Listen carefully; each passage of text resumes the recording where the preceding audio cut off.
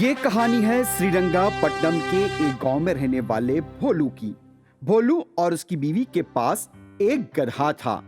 بھولو کی بینائی کمزور ہو چکی تھی، اسے رات میں کم دکھائی دیتا تھا۔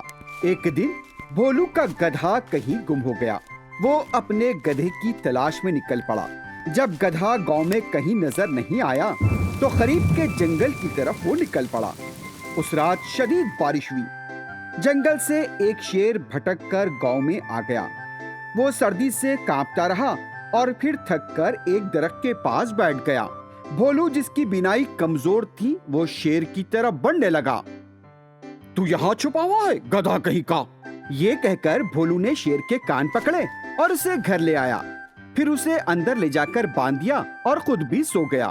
دوسرے دن صبح جب بھولو کی اہلیہ نے گھر کے آنگن میں شیر کو بندھا دیکھا تو وہ چیخ پڑی، اماں! بیوی کی چیخ سن کر بھولو نیند سے بیدار ہو گیا اور گھر سے باہر آیا۔ بھولو بھی ڈر گیا، اسے کیا پتا تھا کہ اس نے گدھا سمجھ کر شیر کو باندھ دیا۔ بھولو کے پڑوسی بھی اس کے گھر کے پاس جمع ہو گئے۔ پورے گاؤں میں یہ خبر پھیل گئی۔ ادھر ریاست کے بادشاہ کو جب پتا چلا تو وہ اپنے فوجیوں کے ساتھ بھولو کے گھر پہنچ گئے تاکہ حقیقت معلوم ہو سکے۔ بھولو کے گھر کے سامنے شیر کو بندھا دیکھ کر بادشاہ حیرت زدہ ہو گیا۔ یہ کوئی عام آدمی نہیں ہے، بھولو کو میں اپنی فوج کا سپہ سالار بناتا ہوں۔ تم لوگ جاؤ اور شیر کو جنگل چھوڑاؤ۔ بادشاہ نے فوجیوں سے کہا۔ جب بھولو سپہ سالار بن گیا تو گاؤں والے اس پر فخر کرنے لگے۔ بھولو خوشی سے ذرا گھمنڈی ہو گیا۔ اس طرح کچھ دن آرام سے گزر گئے، لیکن ایک دن وزیر اعظم، آپ پریشان نظر آتے ہیں۔ بادشاہ سلامت، دشمن کی فوج ہم پر حملے کے لیے تیار ہے۔ سپہ سالار کو بلایا جائے۔ سپہ سالار بھولو بادشاہ کے سامنے حاضر ہوا۔ بھولو، وقت آ گیا ہے، فوری فوج کو تیاری کا حکم دو۔ بھولو یہ سن کر سٹ پٹا گیا۔ اسے تو گھوڑے کی سواری بھی نہیں آتی تھی، وہ فوج کی قیادت کیسے کر سکتا تھا؟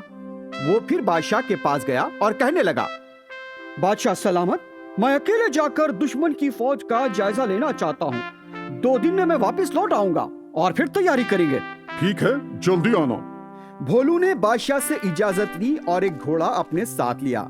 اسے تو گھوڑے پر چڑھنا بھی نہیں آتا تھا، لیکن اس نے آنکھ بند کی اور گھوڑے پر سوار ہو گیا، اور جب اس نے لگام کھینچی تو اعلیٰ قسم کا گھوڑا برق رفتاری سے دوڑنے لگا۔ وہ گھوڑے کو روکنے کے لیے ادھر ادھر کچھ پکڑنا چاہتا تھا، لیکن جب کچھ نظر ہی نہیں آیا اس نے گھوڑے سے کودنا چاہا، لیکن ہمت نہیں ہوئی۔ اسے 2 سوکھے تاڑ کے درخت نظر آئے۔ اس نے درختوں کو پکڑنے کی سوچی۔ ادھر دشمن کی فوج نے اسے آتے ہوئے دیکھ لیا اور ایک فوجی نے کہا، اسے قریب آنے دو، نزدیک آتے ہی اسے ختم کر دیں گے۔ اس دوران بھولو نے گھوڑے سے اترنے کے لیے دونوں درختوں کو اپنے ہاتھ سے پکڑ لیا۔ دونوں درخت سوکھے تھے اور وہ اکھڑ کر بھولو کے ہاتھ میں آ گئے۔ گھوڑا برق رفتاری کے ساتھ دوڑے جا رہا تھا۔ ادھر دشمن کی فوج بھولو کو 2 درخت ہاتھ میں لیے آتا دیکھ کر پریشان ہو گئی۔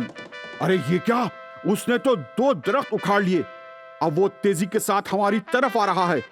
یہ کوئی عام آدمی نہیں ہے، بہت ہی طاقتور لگتا ہے، ہم نہیں ٹک پائیں گے، چلو بھاگتے ہیں یہاں سے۔